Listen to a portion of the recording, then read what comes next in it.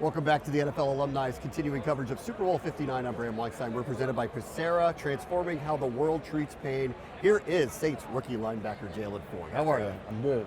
Outside of the, everybody can see it, outside but of you the got the boot on the leg. Yeah, I'm all good though. Yeah. The recovery's been good. I'm about a month out of surgery, and my training staff with the Saints, they've done a good job of, taking me step by step, and showing me, how the process is going to be, how the journey will be, and so I'm really confident, and and that I'll be back right in time for camp to start up, and I'll be back out there. Let's talk about the process a little bit. So it wasn't that long ago you got drafted. Yeah. What was the draft experience like for you?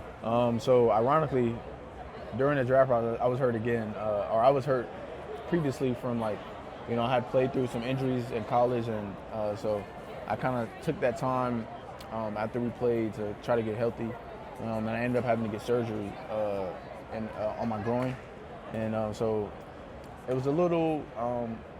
I think this time around I'm a lot more calm about it than I was then, but I guess that could be because I'm already on a team and stuff like that. It was definitely a lot of uncertain things, so it was some adversity I had to face, but I learned from it, and I'm definitely using those things I learned. So were you worried you wouldn't get drafted because of the injuries? No, it wasn't really that. It was more, the whole pre-draft process is more like, if you're not a guy that's already a household name, you're using it to make a name for yourself and kind of showcase your talents. And I was just bummed out that I couldn't do that. Like I had, a combine invite. I couldn't go to that. Or I went, but I couldn't do anything. I was invited to the Senior Bowl. Yeah. I couldn't go to that because I was hurt. So it's just things like that I kind of missed out on, that the competitor in me kind of wished that I could have. So you're shaking hands, but they want to see you run. You want to run too, I get it. Yeah. All right, so you get to OTA's minicamp, training camp. What was the first go, and how did it match up to what you thought the NFL experience would be like? At the beginning of OTAs, I was still recovering from the surgery I had. So my beginning of it was more just I couldn't be on the field, but I could pick up the playbook and learn from there. And it was a little challenging at first, just the tempo and trying to learn the playbook at the same time. And then given that I wasn't out there, it was a little difficult. But I think as time went on, OTAs, and then when we finally hit camp, that's when I got to finally get out there and find my groove again. Mm-hmm. So that's when they got fun again. It was definitely when camp started. Yeah. Yeah. So. And then once you get around to the regular season, yeah. Do you feel the difference of the speed? And how different is it to you to be out there playing in NFL games? I'll say the speed wasn't that different. It was more about the nerves. I was a little nervous my first game. Yeah. Not nervous about making a play, but more about messing up. Yeah. And so I think that's just kind of a natural thing to have. Yeah. But once I got through that, it started becoming fun. And, I started making plays, and coaches is starting to notice. And once you start doing that, your confidence increases, and and a lot of good things start coming your way. So who helped you? There's great veterans on the Saints, longtime veterans, Hall of Fame caliber veterans. Who helped you? The biggest two were obviously I'm a defensive guy, so Demario Davis and Cam Jordan were probably my two biggest vets that they helped me the most.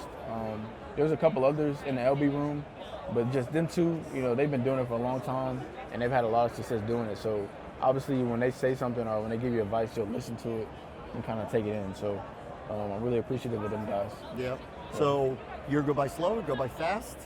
Does it feel like a whirlwind? Can you believe it's a year later now? Yeah, I guess hindsight, it went pretty fast, but when you're in season mode, I think everything is it feels slowed down. Monday to Sunday, you're in there grinding, watching film, learning from the past games, practicing, working out. And so I think it's definitely a grind. And then finally when it's over, it kind of flew by, but you were so focused, it felt, slow-mo. So I definitely enjoyed it, though. It was pretty good. Yeah. You had the unusual experience of a coaching change in the middle of the year, but, my team, I call the games to the Commanders. We played you guys late in December. There was no quit in that team. There was a lot in that locker room that really stayed steady through all of that. And I think that was the veteran leadership that kind of helped with that. Like, regardless of what was going on around us, we made sure, like, defense, offense, that we were going to do our part and making sure, like, we have our best foot forward. And I think getting to see guys come together and do that, like, being a rookie, it's really inspiring. Not only is it inspiring though, but it's a lot to learn from. And kind of moving forward in my career. We know what Texas is in football country. You've now been here for a year. What's New Orleans? What have you learned about it? New Orleans, for one, they love the Saints. Regardless of win or lose, they love the Saints out here. And so the fan appreciation, love, and support is definitely something that's special to be a part of.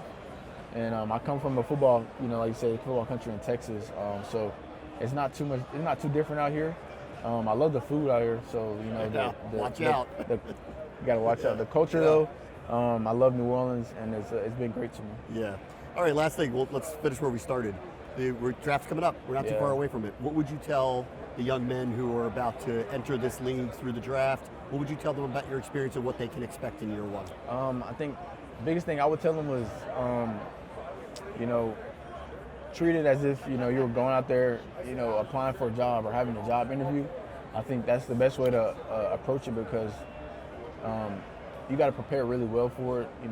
People might not tell you that, but when you're up there at the combine and you're talking to all these coaches, they like to see how well prepared you are. Like if you know their names, if you know what you're talking about as far as football wise, and then like getting out there doing drills, stuff like that. It's all preparation.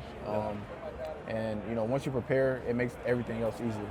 Jaylan, get well. Look forward to seeing you play next next year for the Saints. Thank you. Appreciate it.